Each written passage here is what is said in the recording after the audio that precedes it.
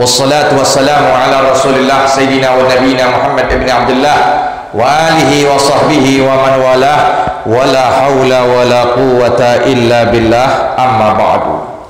Para hadirin jamaah Majelis Ta'lim Masjid Al-Ikhlas yang berbahagia, puji syukur kita panjatkan hadirat Allah Subhanahu wa taala yang telah mempertemukan kita kembali dalam rangka menuntut ilmu Allah, ilmu Rasulullah sallallahu alaihi wasallam. Melanjutkan kembali pembahasan di dalam kitab Khulasah Nuril Yaqin halaman 14 dengan bacaannya nomor yang ke-11, halaman 14 dengan bacaannya nomor yang ke-11, bacanya hayatuhu qabla risalah. Ayo kita baca bersama-sama. Bismillahirrahmanirrahim.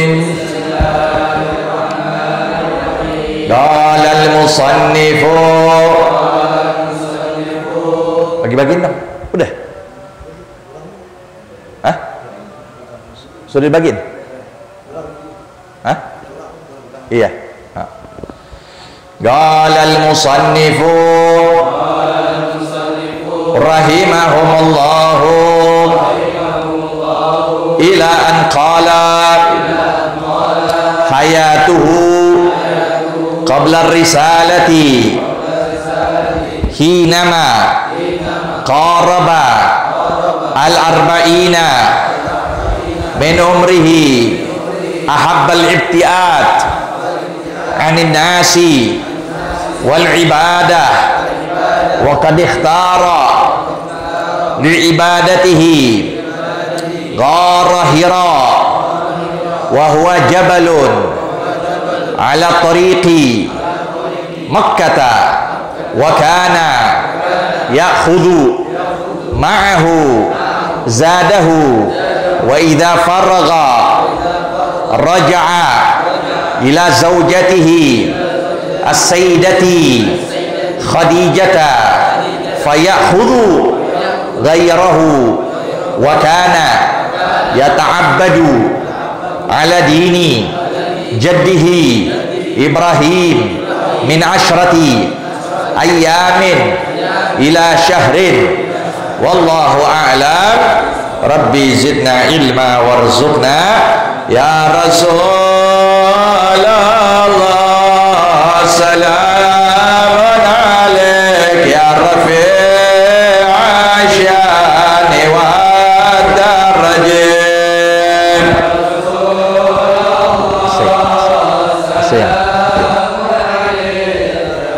Pasangin dari kiri.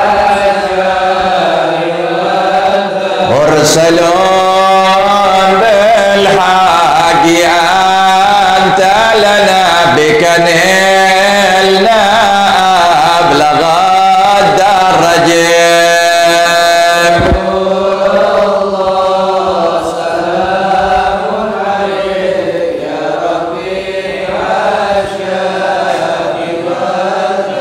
Wa bika الرحمن أنقذنا من ظلام كان كاللجج.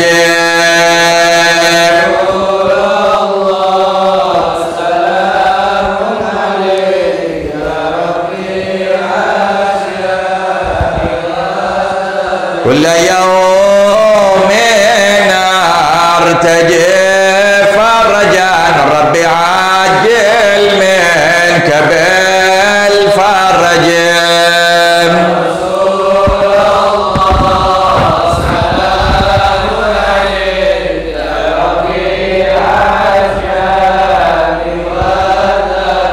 اللهم صل وسلم.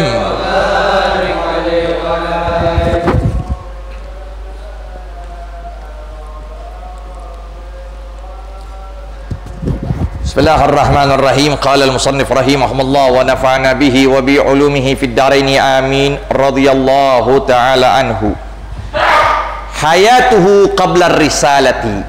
Kehidupan beliau sebelum dinobatkan menjadi rasul.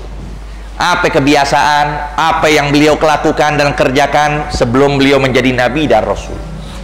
Hina ma qarabal arba'ina min umrihi. ketika mendekati umur beliau dari 40 tahun. Berarti sebelum menjelang 40. Ahabbal ibti'at anin nas. Itu kerjaan beliau selalu suka berisolasi. Kok kita kan isolasi mandiri. Beliau ya menjauhkan dari manusia. Tuh kerjaan Nabi SAW sebelum dinobatkan menjadi Rasul. Ini yang bagaimana Nabi menyatakan al-wahdah khairun min jalisis su. Kesendirian itu lebih baik ketimbang duduk bersama orang yang temennya buruk, perangainya buruk. Jadi kita malas ibadah, malas baca Quran. Nah, kalau kita duduk sama teman begitu, mendingan kita jauh-jauhin diri. Ya. Jadi kita doyan getol maksiat. Karena berpengaruh teman itu. Ya, berpengaruh.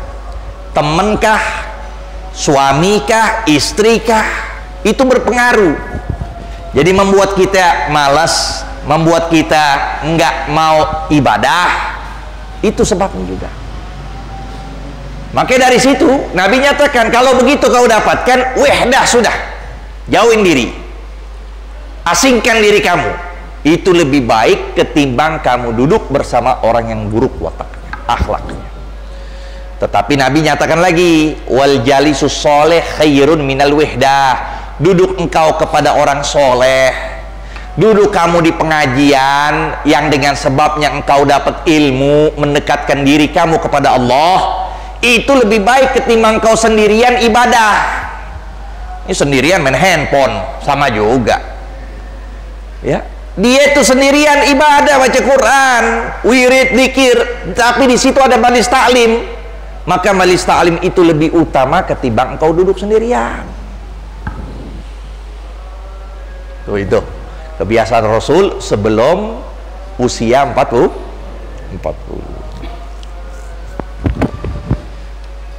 Nah, di sini ada suatu rahasia bagi mereka yang berusia 40 tahun. 40 tahun usia yang sudah matang, yang nggak bakal labil lagi sudah. Makanya disebut dalam suatu riwayat yang dicatatkan dalam kitab Sabilul Iddikar li Qutbi Darul Irsyad Abdullah bin Al-Haddad. Imam Al-Haddad mencatatkan di sana ada hadis yang sampai kepada kami bahwasanya seorang ketika usianya 40 tetapi keburukannya masih mendominankan kebaikannya. 40 masih main gitar aja, tuh dipeot semuanya. 40 masih nongkrong di depan, males baca Quran, ya masih demen ke Ancol, ngapain ke Ancol? Udah begitu, kegiatannya begitu aja udah. Keburukan lebih dominan ketimbang apa? Kebaikan. Udah banyak 40 tahun soal di sini, ya. Kalau sudah begitu, maka syaitan menyatakan sambil mengusap wajah tuh orang. Tuh syaitan usapin wajah tuh orang tuh sambil mengatakan bi abi wajhun la yuflih. Demi kehebatan orang tuaku, waduh, leluhurku iblis, ini wajah yang nggak bakal beruntung selama-lamanya. Sambil usapin tuh mukanya. Syaitan ngomong begitu. Sehingga disebutkan riwayat, ya, man balaga arba'in walam yabligh khairuhu syarrah falyatajahhas ilan nar. Siapa orang yang sudah sampai usianya 40 tetapi tidak mendominankan kebaikannya akan keburukannya, maka bersiap-siaplah jiwanya menuju api neraka. Nauzubillah min dzalik. Itu dia. Makanya usia 40 sudah labil, sudah matang sudah. Sampai Wahab bin Munabbih menyatakan dalam suatu kitab yang Allah turunkan pada umat terdahulu, di situ ada catatan. Ya, Allah menyatakan yabna arba'in antum zar'un faqad dana hasaduhu. Kalian yang usia 40 tahun, maka sungguh kalian itu adalah tanaman yang sudah matang, yang sudah siap diapain? Dipanen. Udah panen nih, dikit lagi sudah panen. Udah usia 40. Tuh. Oke, disinilah hikmahnya 40, itulah Nabi dibangkitkan menjadi Nabi Rasul usianya berapa? 40 tahun. Ini kita masih puber ke-7. 40.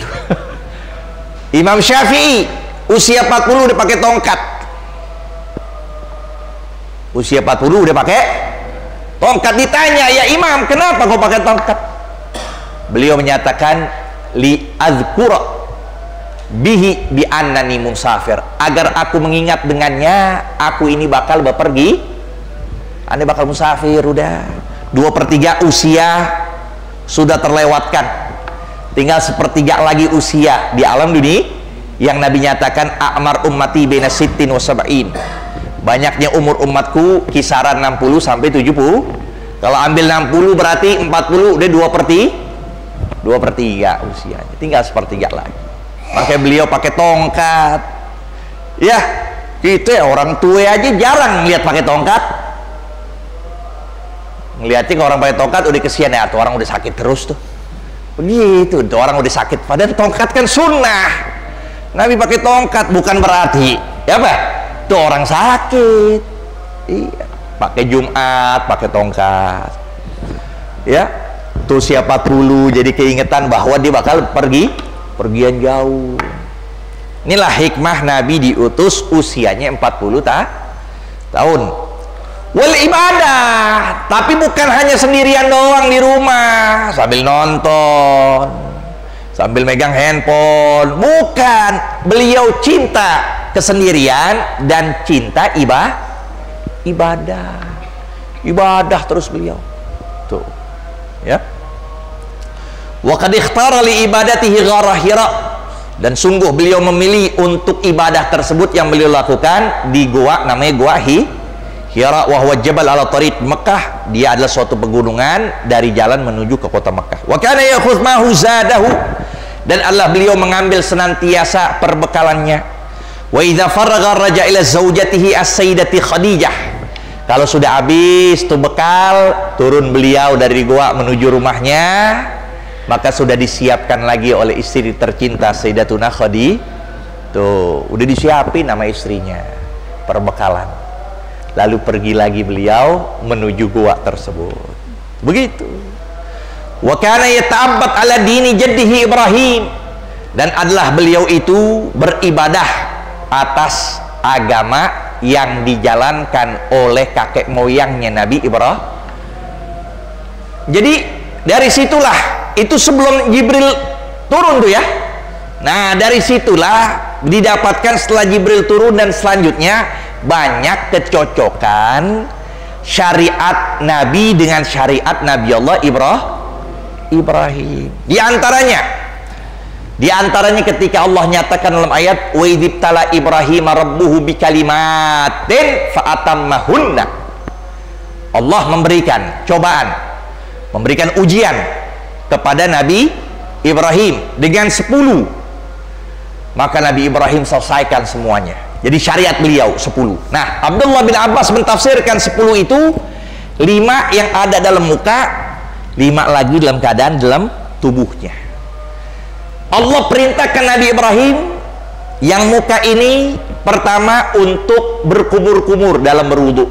Itu jadi sunnah buat kita. Kumur-kumur, masukkan air ke dalam madmadah istinsyak, itu 2. Yang ketiga siwak. Dianjurkan siwak pada zaman Nabi Ibrahim, juga dianjurkan oleh Nabi pada zaman beliau. Ya, siwak. Lalu yang keempat yang disebut dengan ya farqur ra's, bersihkan rambut, ya dibelah. Tuh, sunnah.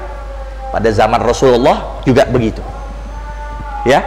Nah, siwak, madmadah, istinsyak, tuh masukin air ke dalam hidung, ya, dan farqur ra's.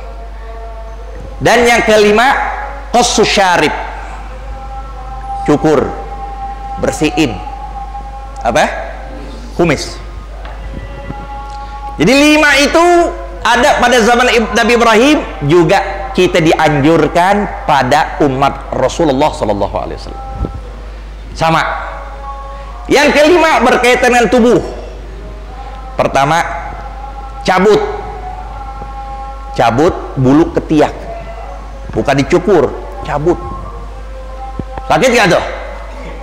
Belum merasa, udah sakit duluan. Imam Syafi'i begitu nyuruhnya, cabut. Tapi ketika beliau pun menganjurkan itu, beliau nggak kuat, akhirnya hanya beliau cukur. Karena cabut ini menghilangkan dari baunya. Tuh, itu pertama. Yang kedua, natful anah, baru cukur dari bulu sekitar kemaluan. Itu zaman Nabi Ibrahim. Juga dianjurkan pada zaman Nabi SAW, syariat Rasulullah. Natful anah. Yang ketiga, khitan. Ya, disunnahkan kita untuk khitan, sunnah. Bahkan dalam mazhab kita dikatakan wajib bagi mereka yang mau balik, ya, dianjurkan, disunnahkan. Nih, khitan. Yang keempat, dianjurkan untuk, ya, istinja, cebok. Cara ceboknya yang benar gimana, ya? Bukannya berdiri, gurunya berdiri, muridnya ngibrit. Itu dia. Lagi banyak sekarang salah kita, masjid musola disiapkan untuk berdiri. Kalau dari masjidnya yang udah ngerjain begitu, gimana di rumah? Disiapkan tempat, ya, nggak ada, ya udah biarin aja. Bilang kita emang tempat kita seperti ini, kecil. Kalau mau di rumah masing-masing dah. Jangan kita anjurin di masjid jadi orang pada pipisnya, buang air kecilnya berdiri. Tuh ya, ada berapa tadi tuh? Pertama apa? Cukur bulu ketiak. Sebenarnya cabut, bukan cukur. Ya.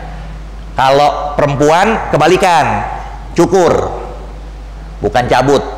Tapi kalau bulu kemaluan, nah, kalau laki dianjurkan untuk cukur, kalau perempuan cabut. Lebih dahsyat lagi, untuk ngurangin syahwatnya, katanya begitu. Ya, ya nanti selebih kemampuan masing-masing. Imam Syafi'i sendiri begitu, nganjurin dicabut, beliau nggak kuat, akhirnya dicukur. Yang pasti jangan sampai lebih dari 40 hari. Nggak dicukur bisa 3 bulan. Inilah fitrah, tuh, kesucian, kebersihan dalam agama kita. Yang ketiga apa tadi? Istinja, ya, cebok yang betul. Yang keempat, khitan, ya, sunat. Tuh. Terus yang terakhir apa itu? Siwak. Udah ya, di muka ya, di bagian muka, ya. Jadi istinja, lalu natful ibid, lalu apa? Khitan, terus apa namanya, apa? Itu muka. Itu muka. Ya, 4 itu, nanti diingat lagi. Pokoknya ada 5 tuh, ya. 5 itu berkaitan dengan badan, 5 lagi berkaitan dengan muka. Nah, ini semua apa yang ada di dalam ajaran Nabi Ibrahim pun juga didatangkan di dalam ajaran Nabi Rasulullah Sallallahu Alaihi Wasallam. Wa kana yata'abbad ala dini jaddi Ibrahim min asyrati ayyamin ila syahrin, dan adalah beliau beribadah atas agama kakek moyang beliau Nabi Ibrahim yang dimulai dari tanggal ke-10 sampai di penghujung bulan. Khulasah ad-dauril awal, kesimpulan dari putaran pertama, Sayyiduna Muhammad bin Abdullah wa Aminatul Qurasyiyah wa akhirul anbiya wa Rasulullah ila jami'in nas liya'budullah agar mereka menyembah Allah wahdah dalam keadaan esa, wala yusyriku bihi syai'a, dan tidak menyekutukan Allah dengan apapun juga. Waqad ulida sallallahu alaihi wasallam di Makkah yaumul itsnain ats-tsani asyar bil Rabiul Awwal wa kana waliduhu qad tufiya, dan adalah ayahanda beliau sungguh telah wafat qabla wiladatihi, sebelum kelahiran Nabi, wa dufina bil Madinah, dan dikuburkan, dikebumikan di kota Madinah. Farabbathu ummuhu, maka merawatnya ibunya, wa ardhathu ba'da ummihi Thuwaibatul Aslamiyah, dan menyusui beliau setelah ibunya adalah Thuwaibah Aslamiyah. Ini salah satu pembantu dari ayahanda beliau Abdullah, ya. Thumma Halimatus Sa'diyah, kemudian Halimatus Sa'diyah. Wa fi sadisa min umrihi, pada tahun ke-6 dari umur beliau, tufiyat ummuhu bil Abwa, wafat ibundanya di kota Abwa, fahadadathu Ummu Aiman, maka mengasuhnya Ummu Aiman, wa kafalahu jadduhu, dan mengasuh pula, menanggung pula kakek beliau Abdul Muttalib. Wa fi thamina min umrihi tufiya jadduhu, dan pada tahun ke-8 wafat, pada tahun ke-8 dari umur beliau wafatlah kakeknya, wa fakafalahu ammuhu Abu Thalib, maka mengasuhnya setelah wafat kakeknya pamannya Abu Thalib. Wa fi tasya min umrihi, pada tahun yang ke-9 dari umur beliau, safara ma ammihi Abi Thalib ila Syam, bepergian bersama paman beliau Abu Thalib menuju negeri Syam. Wa ra'ahu Bahira Rahib, maka Bahira Rahib melihat beliau, fa'arafahu, maka rahib itu mengenal Nabi SAW. Wa fil khamisah wal 20 min umrihi safara fi tijarah li Sayyidati Khadijah, pada tahun ke-25 dari umur beliau, beliau bepergian untuk berniaga, ya, kepada nyonyanya Sayyidah, yang bakal jadi istrinya Sayyidatuna Khadijah.